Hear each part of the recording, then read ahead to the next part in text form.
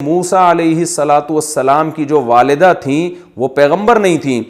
تو جب بچے کے بارے میں ڈر ہوا کہ فرعون اس کو آ کے قتل کر دے گا، موسیٰ علیہ السلام کو آ کے قتل کر دے گا، تو اللہ قرآن مجید میں فرماتے ہیں وَأَوْحَيْنَا إِلَىٰ أُمِّ مُوسَىٰ أَنْ أَرْضِعِيهِ، ہم نے موسیٰ کی ماں کو کہا کہ اے ماں اے موسیٰ کی ماں تو اس کو دودھ پلا۔ اب دیکھو یہ جو اللہ موسیٰ علیہ السلام کی ماں سے باتیں کر رہا ہے، یہ وہی وہ والی وہی تھوڑی ہے جو پیغمبروں پر آتی ہے، وہ تو صرف پیغمبروں پر آتی ہے، یہ اصل میں الہام ہے جسے وحی سے تعبیر کیا جا رہا ہے، جو پیغمبر کے علاوہ پر بھی ہو سکتی ہے۔ تو موسیٰ علیہ السلام کی والدہ اللہ کی نیک ولی تھیں، اللہ کہتے ہیں ہم نے موسیٰ کی ماں کو الہام کیا، ہم نے ان کو بتا دیا کہ ارضعیہ، اس کو دودھ پلا، فاذا خفتی علیہ، جب تمہیں ڈر ہو، فالقیہ فی الیم ولا تخافی ولا تحزنی، اس کو دریا کی موجوں کے حوالے کر دینا اور غم نہ کرنا۔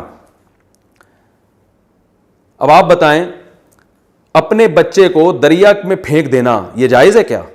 یہ تو فرعون آتا تو خود قتل کرتا نا، فرعون کے فوجی آتے، اس میں قتل کی نسبت کس کی طرف ہوتی؟ فرعونیوں کی طرف نسبت ہوتی۔ ساری دنیا کہتی فرعونی نے مارا، ماں نے نہیں مارا، لیکن بچے کو جب دریا میں پھینک دیں گے پھر تو موت یقینی ہے اس کی، بہت کم امکان ہے بچنے کا، پھر نسبت کس کی طرف ہوگی؟ اگر بچہ مر جاتا نسبت کس کی طرف ہوتی؟ ماں کی طرف۔ لیکن ماں کیا کر رہی ہے؟ وہ بچے کو صندوق میں بند کر کے، جہاں ہوا کا بھی خطرہ ہے کہ پتہ نہیں ہوا بچے کو پہنچے گی نہیں پہنچے گی، اور صندوق کے حوالے کیا، دریا کی موجوں کے حوالے کیا جا رہا ہے، دریا کی موجوں کے حوالے کیا جا رہا ہے، تو اس میں تو اگر بچہ ہلاک ہو جاتا تو نسبت ماں کی طرف ہوتی نا،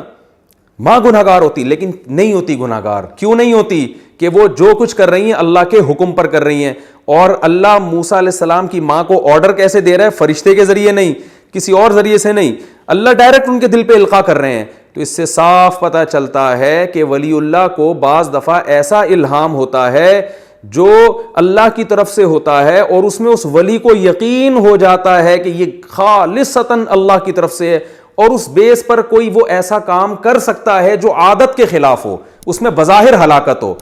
شریعت تبدیل نہیں کر سکتا۔ پتہ چل رہا ہے کل سے لوگوں کے الہام شروع ہو گئے کہ مجھے اللہ کی طرف سے الہام ہوا ہے کہ 5 نمازوں کے بجائے 4 ہو گئی ہیں، یا اللہ کی طرف سے الہام ہوا ہے کہ داڑھی کاٹ لو، تو یہ الہام شیطان کی طرف سے ہوگا، اللہ کی طرف سے نہیں ہو سکتا، اور اس کی کوئی شرعی حیثیت نہیں ہے، کیونکہ شریعت میں جو حلال و حرام کے مسائل ہیں وہ بہرحال قرآن و سنت ہی سے پوچھے جائیں گے، وہ کسی الہام سے نہیں پوچھے جا سکتے، ان کا تعلق الہاموں سے نہیں ہے۔ الہام سے شرعی مسائل کا یاد رکھیں، شرعی مسائل کا استنباط نہیں ہو سکتا۔